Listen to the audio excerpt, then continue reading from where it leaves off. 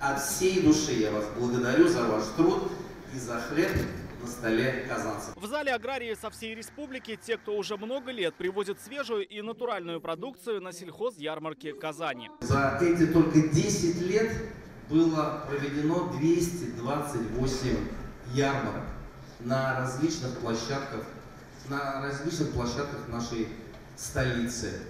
Более 8 миллиардов продукции было реализовано. И это, конечно, огромный труд. Все знают меня, я их знаю. Ильгиз Салахов на ярмарках с первых дней сначала возил мясо, потом переключился на молоко. Спрос рос, и со временем фермер даже расширил ассортимент. Мы привозим 450 литров молока.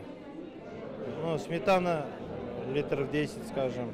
Творог 15-20 килограмм. Все разбирает за день. Да.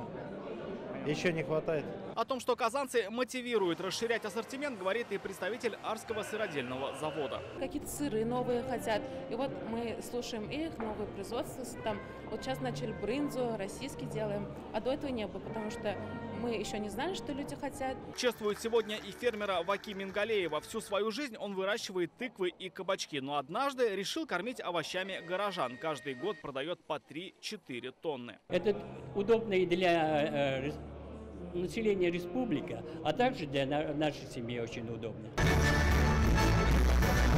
Только в прошлом году сельчане и агрохозяйства завезли на ярмарке продукции почти на 1,5 миллиарда рублей и распродали почти все. И тот формат, который благодаря поддержке наших селян, многоуважаемых, позволяет казанцам в ежедневном практически формате иметь доступ к сельхозпродукции нашего татарстанского производства. Не у каждого получается стоять, вести, сдавать магазины, везут и продают на данных ярмарках. Тем более определенная часть затрат компенсируется государством, и я считаю, что это очень-очень важно.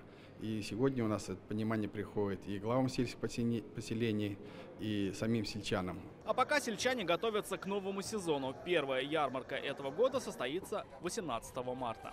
Рамиль Шайдуллин, Сан Саитова, ТНВ, Казань.